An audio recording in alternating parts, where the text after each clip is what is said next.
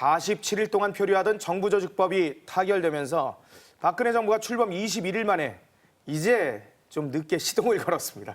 그런데 여전히 청와대하고 여당, 야당이 갈 길은 아직은 좀 멀어 보이는데요. 네, 앞으로 성공적인 국정 운영을 위해서 우리 정치권이 해야 할 일 뭔지 알아보겠습니다. 정치평론가 박상원 공간과 미디어 연구소장과 함께 자세한 얘기 나눠보겠습니다. 어서 오세요. 네, 안녕하십니까. 네.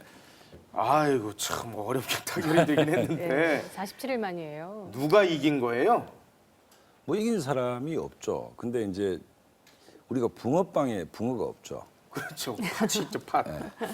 여의도에 정치가 없다는 것을 아이고. 국민들이 다시, 그러니까 그 의상실이죠. 이런 정도의 결론을 내려고 47일 동안 또 3주째 정부를 표류시켰느냐. 어쨌든 여의도에 정치하시는 분들은 입이 10개라도 할 말이 없고, 아, 맞아요. 국민들은 정말 이게 이 결과를 보면 멘붕입니다. 새로운 내용이 뭐가 있습니까? 그러니까요. 결국 뭐 언론 통제를 하지 않겠다는 기구 정도를 국회에 설치하고 애소는 이관하고 뭐 이런 정도인데, 뭐 애소 이관이고 정통부, 그러니까 그 미래창조과학부와 방통위의 관계가 어떻게 된다 뭐 이런 건 차지하더라도 네. 이 정도 결론이면 정부 출범할 때 맞게끔 통과시켰어야 되는 거 아니냐. 그렇죠. 어쨌든 뭐 새누리당이든 민주당이든 할 말이 없게 됐다. 앞으로 상당 기간 이런 정도의 정치력이라면 여의도에서 정치가 실종될 가능성이 있다. 그 불행은 국민에게 전가되는 것이고 그 부담은 박근혜 대통령이 지게 된다는 월급은 것을. 우리가 다 주는데. 그렇죠. 그러니까 어쨌든 최종 결론은 결국 대통령한테 가장 큰 부담이 간 것은 사실입니다. 여야 지도력 부재, 그리고 야당의 발목 잡기 네. 뭐 이렇게 봐도 되는 거죠? 그렇죠. 특히 이제 새누리당이 가장 큰 비판을 받아야 안 되겠습니까? 어쨌든 집권 여당이고. 그렇죠. 예. 지금 뭐 어느 기자분하고 제가 그 차를 한 잔 마셨는데 새누리당 출입 기자분인데 실명은 안 밝히겠습니다만은 이 저 의원총회가 거의 초등학교 2, 3학년 분위기다. 아유. 교장 선생님, 담임 선생님 훈시만 있고 받아 적는다 급급하다. 이 맹목적 지지, 그러니까 박근혜 대통령과 정부에 대해서 새누리당이 맹목적 지지, 또 지시와 집행에만 집착한다면 그 부담은 오롯이 박근혜 정부, 박근혜 대통령에게 다 갈 수밖에 없다는 그럼요. 것입니다. 네. 그래서 새누리당에 주어진 과제란 좀 생각하는 정당, 예. 다이나믹한 정당, 또 집권당 대표는 지난번에 말씀드렸듯이 언제든지 대통령을 만날 수 있습니다. 네. 이번에 사실 이제 이번 해결이 되는 계기도 어떤 언론 기사를 보니까 집권당 대표와 대통령이 회동을 안 했습니다. 그렇죠. 예. 그 속에서 당 지도부가 대통령에게 일정 정도 그린라이트를 달라, 협상권을 달라라고 해서 박 대통령께서 뭐 허락하셨다는 얘기가 있지만 어쨌든 당 대표는 대통령을 자주 만나고 그래서 아까 말씀드렸듯이 맹목적 지지가 아니고 좀 비판적 지지를 하고 정당의 역동성을 회복해야 하지만이 결과적으로는 단기간의 당청 관계가 불편할 수는 있겠지만 장기적으로 봤을 때는 대통령과 국정에 훨씬 도움이 된다라는 교훈을 차제에 좀. 아니 그런데 지금 지도 체제로 이게 가능하다고 보세요, 소장님은? 지금 지도 체제에 가능하다고 생각하는 국민들은 아무도 없다고 그럼 생각합니다. 바꿔야 된다는 거죠. 원내대표는 이제 5월달에 바뀌죠. 예. 바뀌는 것이고 이제 지금 황우려 당대표 체제는 내년 이제 봄까지 남아 있는데 당 내에서 이런 역동적 문제지가 있어야 된다. 왜냐하면 47일 만에 또 3주간 정부가 표류했기 때문에 지금 민주당이 국민들로부터 외면받고 있는 것이 두 번의 선거 실패에 대해 책임지는 사람이 없는 거 아닙니까? 그렇죠. 여기에 누군가 책임을 져야 되는 것이고 책임을 져야 된다면 황우려 대표가 져야 된다. 예. 저는 그렇게 봅니다. 예. 그럼 조기 전당대회 해야 돼요? 물론 해야죠. 해야 되는 것인데 조기 전대를 하고 새 지도부를 만들든 안 만들든 둘째 예. 문제이고 누군가 책임져야 될 장면은 분명하다. 어렵게 작년에 홍역을 치르면서 새 정부가 출범을 했는데 사실 3월 말 4월 초 돼야 정상적으로 가는 거 아닙니까? 네. 예. 이 한 달간의 국정 표류는 누군가 책임을 져야 되는 것이죠. 그중에 가장 큰 책임은 집권당에 있고 그다음에 상징적으로 황우려 대표가 일단 큰 책임이 있다는 것은 명백해 보입니다. 정치인은 책임이 있다면 책임을 져야 되는 것이죠. 예. 그건 원칙입니다. 이 집권 초에 여당의 존재감 없음 이런 모습 과거에도 있었어요? 우리가 지금 여의도 정치가 우리가 안철수 현상은 기성 정치에 대한 뭐 국민들의 반발이다. 네. 이런 얘기입니다. 기성 정치라는 것이 일단 민주당은 뭐 제외하더라도 예. 거수기 여당을 그러면 박근혜 대통령과 정부는 전지전능하고 그다음에 새누리당은 뭐 전혀 자기 사고를 못한다. 이름하여 거수기 여당을 네. 그걸 바라는 국민이 어디 있겠습니까?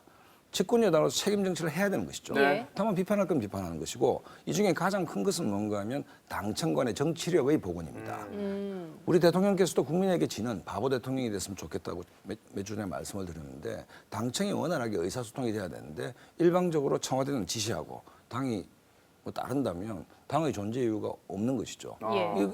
이런 구조가 계속된다면 쓸데없는 불통 논란만 확산시킬 뿐이라고 보기 때문에 정치의 복원이야말로 새누리당의 가장 큰 과제이다라고 봅니다. 근데 당이 좀 시끄러워야 됩니다, 사실은. 현실적으로 예. 4.24 재보선 있잖아요. 네. 재보선 있는데 황우여 대표가 지금 책임지고 나 나갈래요. 할 수 있는 상황도 아니잖아요. 우리가 우리 엄성섭 앵커께서도 기자시니까 예.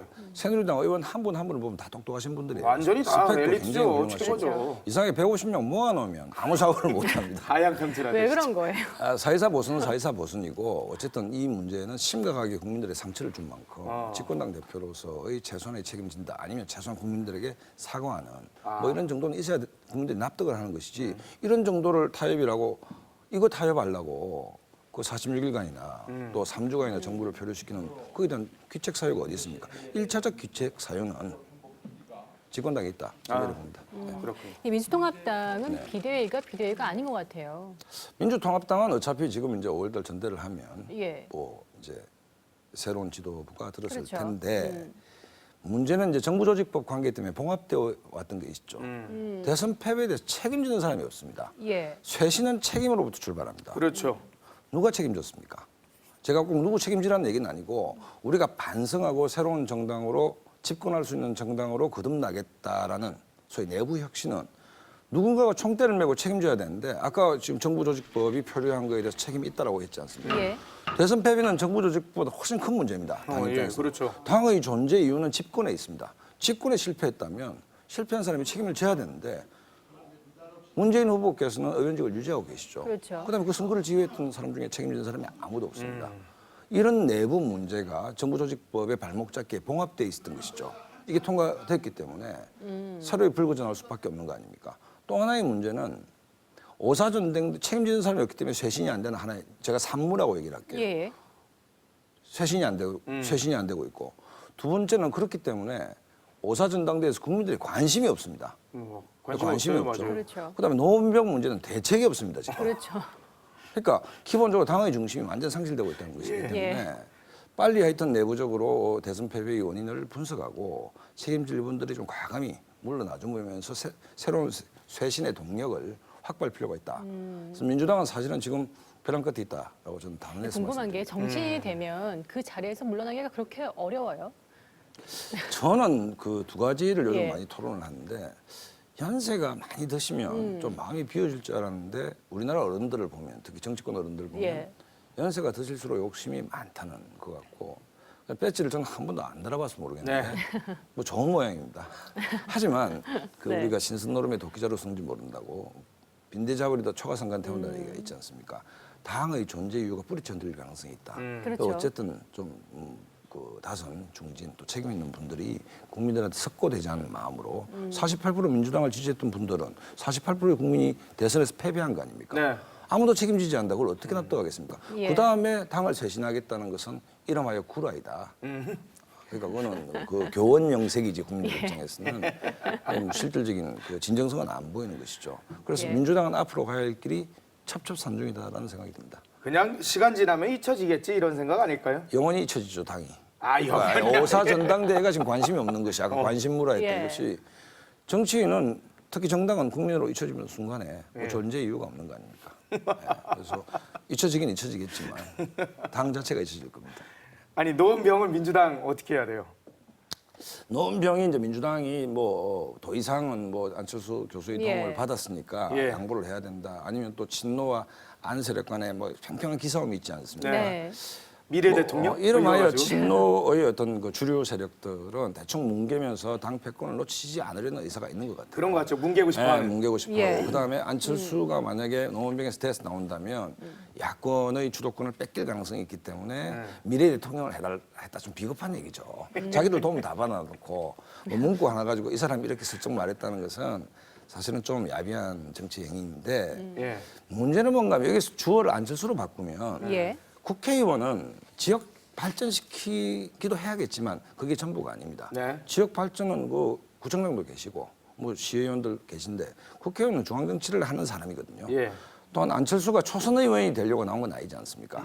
자 그렇다면 민주당 자기는 정치공학적으로 연대를 하지 않겠다 했지만 예. 민주당 입장에서는 이 사람이 신당을 만든지 신당을 만들면 경쟁하는 구도입니다. 네. 입당을 하는 것인지 최소한 자기 정치 비전은 정치인으로서 명백히 해줄 필요가 있다고 봅니다. 예. 특유의 모성을 새로운 정치를 하면 안 되거든요. 네. 그러니까 우리 철수 씨는 네. 국회의원에 출마를 했으니까 대충 신당을 좀 만들어 보겠습니다라든지 예. 아니면 민주당을 쇄신하러 들어가겠습니다라든지 예. 이 입장 정도는 명백히 할 필요가 있다. 그래야 민주당이 흔쾌히 돕든지 신세를 갚는 것인지 후보를 내는 것인지 아. 이 정리가 되지 않겠습니까? 쌍방 문제가 있는데 특히 안철수 교수는 정치공학을 싫어하거든요. 그러면서도 은근히 민주당이 안 내주길 바라는 이것은 새로운 정치는 아니죠. 특유의 애매모함이죠. 그래서 나는 신당 만들겠습니다. 예. 당분간 민주당과 다른 길을 가겠습니다. 내 초선하려고 국회의원 하는 거 아닙니다. 정말 한국 정치를 발전시키기 위해서면 예. 당분간 민주당하고 같이 갈 수 없습니다. 아니면 들어가서 혁신하겠습니다. 민주당이 혁신을 못하니까. 여기서 입장을 좀 분명히 하는 것이 국회의원 후보자, 특히 5년 뒤에 대권을 기대하는 안철수 후보에게 국민들이 바라는 내용 아니겠습니까? 이 들어가서 쇄신할 가능성은 있어요? 아니 가능성이 있던 그것은 안철수 교수의 역량이 아직 보여준 바 없지만 최소한 국회의원 후보로서 분명하게 5년 뒤에 달라. 대통령을 목표로 하는 분으로서 이런 정도는 분명히 해야 된다라고 저는 봅니다. 아니 근데 그래서 드리는 말씀인데 원래 안철수 전 교수가 민주당하고 별개로 가겠다 이런 뜻을 딱 내놨잖아요. 그렇죠. 근데 어제 민주통합당 서울시장이죠. 박원순 박원순 시장은 민주통합당 사람인데 만났어요. 그렇죠.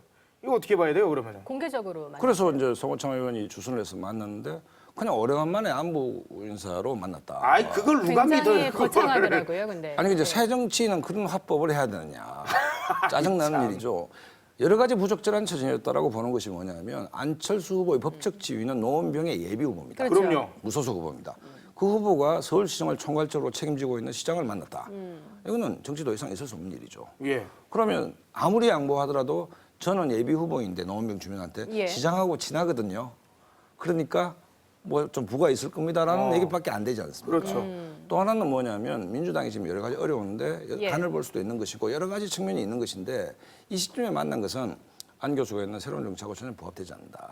그다음에 여러 가지 정치적 오해를 불러일으킬 수 있다라는 측면에서 정말 이 말과 행동이 좀 같아져야 되는데 여러분에게 실망을 준 것은 사실입니다. 네. 선관위는 뭐 괜찮다는 입장을 발표했는데 선거법상으로는 상관이 없는 거예요? 제가 알기에는 안 후보께서 박원순 시장을 만나서 도움을 받기로 했다면 위반인데 예. 만남 자체는 뭐 큰 지역 현안 얘기를 했잖아요. 했는데 자기 입으로 이제 지역을 다니면서 현안 얘기를 했는지 안 했는지는 모르겠지만 예. 구체적인 현안에 대해서 박원순 시장의 도움을 받기로 했다 하면 옛날에 오세훈 시장 때 뉴타운 문제 네네. 예. 뭐 시비가 있었듯이 후보가 직접 그걸 얘기하고 다니면 그건 선거법 위반인데 예. 뭐 그렇지 않으면 법적으로는 문제는 없다. 다만 법이 문제가 있고 없고 간에 이 시점에 박원순 시장을 만난다는 것이 오해의 소지가 있죠. 오해의 그렇죠. 소지가 있는 것이고 또 거기에서 그냥 오래간만에 개인적 회포를 풀었다는 얘기는 실수할 만한 내용이죠. 그것도 그러니까 본인이 달개비라는 하면 정치공학이 장소에서, 아니고 예. 남이 하면 정치공학이고 예. 이런 굉장히 것도. 떠들썩하게 만났잖아요.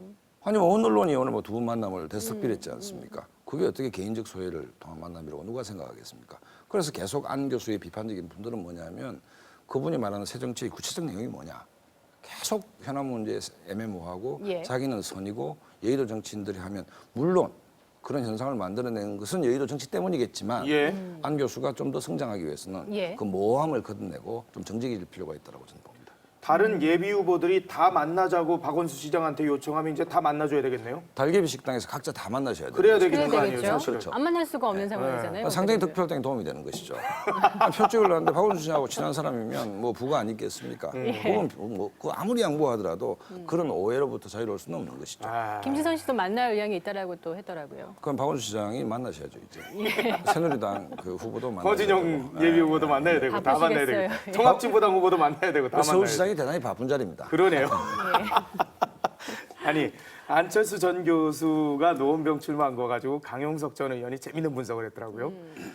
안철수의 노원병 출마는 정동영의 전주덕진 무소속 출마와 같이 당선돼도 결국은 대권 후보의 반열이 아니라 이렇게 되면은 그냥 국회의원으로 끝날 것이다. 정치인의 결기라는 것은 제가 오늘 어느 신문에서 권노갑 전 고문의 인터뷰를 봤는데 뭐 공감한 얘기가 대통령이 되고자 하는 자는 버리고 벼랑 끝에서 몸을 던질 수 있어야 됩니다. 아. 그 결기가 있어야 되고 뭐 김대중 대통령께서도 전 대통령께서도 여러 번이 죽을 고비를 넘겼고 김영삼 전 대통령께서도 49일간의 단식을 하셨고 그랬죠. 예. 그다음에 건너갑 고문의 말씀에 의하면 박정희 대통령도 목숨을 건 군사 정변을 일으키셨고 그렇죠. 노무현 전 대통령만 하더라도 뭐 그분을 좋아하든 싫어하든 철저하게 시대적 정신에 저항하면서 가시밭길을 걸어온 거 아닙니까? 맞아요. 그런 측면에서 쉽게 간다는 느낌 뭐 이런 부분은 또 윤여준 전 장관께서 어디 칼럼을 쓴 거 보니까 미국에서 3개월 동안에 굉장히 부자들이 산다는 타운의 숲길을 산책하면서 뭐 이렇게 사색을 했다 했는데 뭐 그런 정도의 공력을 가지고 대통령이 될 수는 없는 것이겠죠. 그리고 국민들이 매와 같은 눈으로 그걸 예리하게 볼 것입니다. 어쨌든 지금 노원병 예비 후보 안철수 교수는 정치 신인이고 스타트 라인에 섰을 뿐이다라고 봐지고 안철수 현상의 중심에 더 머물 수 있느냐 예. 아니면 그냥 국회의원이 되더라도 초선 의원인가는 본인의 선택에 달렸다고 저는 봅니다. 네, 이 안철수 전 교수가 노원병 바닥 민심을 좀 이렇게 경험해 보니까 굉장히 싸늘하다는 기사들이 많이 나오고 있어요. 그래서 박원순 시장을 만나러 가기도 했다라는 분석들도 있거든요. 나 이런 사람이다. 맞아요. 그렇게 분석할 수 나 있을 이런 것 사람이다. 같은데 그 안철수 전 교수 당선 가능성 얼마나 있다라고 보세요? 저는 뭐 가능성이 물론 가장 높지만 지금 예비 후보보다 그게 만만치 않다라고 보는 것이 뭐냐면 그 최근에 거물들이 나오는 선거에서 거물들이 하는 단 하나의 선거 전략은 철저하게 바닥을 기는 것입니다. 예. 그 MB 정부 때 이재호 전 장관이 은평을 갔을 때 여의도를 넘어오지 마라. 아무도 못 그랬죠. 오게 하고 맞아요. 콜라뚜북 선거를 예. 했는데 이분은 우한 숲길을 산책은 하셨지만 네. 하루에 최소한 2~30만 보를 밑바닥을 훑을 수 있는 체력이 있는지 예. 또 그걸 감내할 수 있는지 그것도 국민들이 재밌게 지켜볼 겁니다. 아, 그게 간단한 일이 아니거든요. 유시민 전 장관이 어느 신문에 인터뷰한 걸 보니까 이 사람은 소주를 2~3잔밖에 못 먹는답니다. 근데 지역구 행사를 가다 보면 예. 소주를 먹으면 기절을 해서 집에 실려온 적이 여러 번 있다고 얘기를 하는데 그것이야말로 바닥 정치이죠. 그러면 삼겹살 구이집에 가서 표 달라 했는데 소주를 줬을 때 하루에 2~30잔 먹고 난 뒤에 야 바닥 민심 정치가 이래 힘든 거구나 하나씩 깨우칠 겁니다 아마. 철저하게 바닥을 기어야 되는데 과연 그 부분에서 어떻게 할지 운동화가 몇 컬레가 소모가 될지도 우리가 한번 예의 주시를 해보죠. 새로운 네. 관전 포인트인데요, 보니까. 운동화 몇 컬레 중요합니다 이게. 아니 동네 상당한 집 다 가야 되고 그러니까요. 어디 잔치 다 가야 되잖아요, 그렇죠. 사실. 가서 진짜 뭐 인사라도 하는데 자네 한 잔 마시게 그러는데 안 마실 저는 수는 술을 없죠. 마실 수가 없습니다. 딱 그래 버리면. 저는 술 말고 와인 주시면 안 되겠습니까? 그럼 난리 납니다 이게. 아니 우리가 계속 예. 얘기하는 게 이게 전체 국회의원 선거가 아니라 재보선이지 않습니까? 그렇죠. 조직이 상당히 필요한 선거라는 말씀을 많이 해요. 가장 일반적인 건 재보선 투표율이 낮죠. 그러니까 네. 조직 선거가 된다는 것이고 새누리당은 강국에서 고전을 하지만 새누리당의 막강한 조직력이 있기 때문에 예. 어느 후보가 나와도 35% 정도는 안 받겠습니까? 네. 근데 만약에 민주당이 출전을 하고 그다음에 노회찬 씨 부인 김지선 후보가 이렇게 한 20% 정도를 합쳐서 가져간다면 안전 후보도 절대 당선을 낙관할 수만은 없죠. 근데 그거보다 더 본질적인 것은 현장 정치, 그러니까 정치를 구름 위에서 조망하듯이 얘기하는 것과 예. 후보가 돼서 정말 서민들과 붙으면서 한번 돌아보는 것은 전혀 다른 이야기죠. 그거는 전혀 다른 얘기인데 그 스타트 라인에 지금 서 있다. 예. 그다음에 그런 측면에서 박원순 후보와 박원순 시장과의 만남은 예. 또 다른 고공정치다 저거는. 그러니까 노원병 주민들이 결코 바라는 바가 아닐 겁니다. 그러니까 최소한 선거 기간만이라도 철저하게 지역에 밀착해서 지역에서 지역 주민들과 호흡을 나누고 그들의 애환 속에 다가가보는 가슴으로 다가가보는 것이 안철수 후보뿐만 아니라 모든 후보에게 요구하는 것이겠죠. 근데 우리가 지금 이제 구름 위에 있는 안철수만 봤기 때문에 예. 바닥에 있는 안철수는 도대체 어떻게 하는지 한번 지켜보죠. 이번에 혹시 떨어지게 되면 어떤 행보할까요? 글쎄 떨어지면 참 제가 안철수 교수라도 참담하겠습니다. 참담한데 어쨌든 뭐 떨어진다는 건 다음에 떨어진 뒤에 얘기를 하도록 하고 떨어질지 안 떨어질지 모르지만 예, 그렇죠. 지금은 안철수 교수가 요구되는 숙제만 얘기하는 게 예. 좋을 것 같습니다. 예. 결코 쉬운 선거는 아닐 거라는 얘기신 거죠. 노무현 전 대통령은 여러 번 떨어졌습니다. 네. 하지만 예. 부활이 됐던 이유는 아까 말씀드렸듯이 명분이 있었어요. 지역주의 극복이라든지 기성정치의 벽에 온몸으로 한거한 예. 뭐 그런 과정을 통해서 복권이 됐지만 정치인이라는 것은 민심이란 바다 위에 있던 배입니다. 그렇죠. 민심이 화를 내면 그 배는 아무리 큰 항공모함이라도 순식간에 난파될 수밖에 없기 맞습니다. 때문에 안철수 교수도 자연인 안철수 교수도 그 민심의 바다 위에 첫 항해를 시작하게 된 것이기 때문에 그분이 시대 정신을 읽고 시대적 의제에 뚜벅뚜벅할 때는 그 배가 한 번 지더라도 다시 복원이 되지만 그렇지 않고 계속 정치공학적 상황놀이만 한다면 미래는 초선이 된들 뭔 미래가 있겠습니까? 어제 그 여야가 합의된 내용 중에 이석기, 김재현 자격 심사하겠다라는 그걸 맞아요. 하겠다 그랬는데 통합진보당이 당장 발끈했어요. 막 검찰에 갔다가 지금 고소하고 그랬는데 어떻게 봐야 돼요, 이거는? 그걸 어떻게 봐야 됩니까? 이성적으로 이해가 좀 잘 안 가서 그래요. 아니 네. 이석기 김재현 의원 그다음에 저 무슨 당이죠? 당이 통합진보당이요?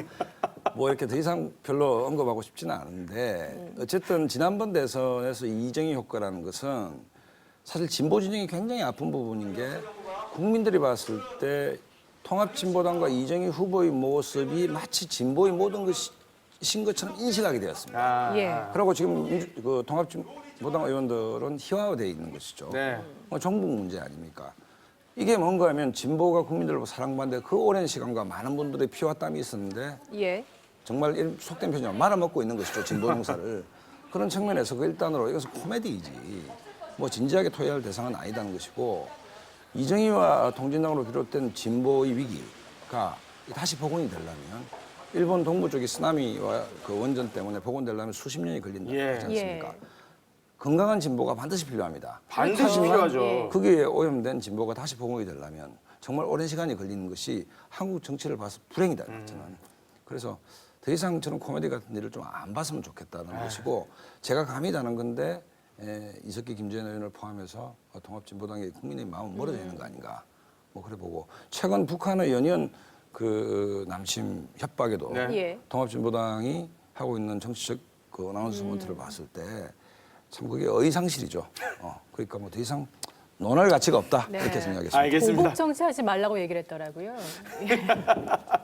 예, 지금까지 박상원 소장과 말씀 나눠봤습니다. 네, 고맙습니다. 네, 감사합니다.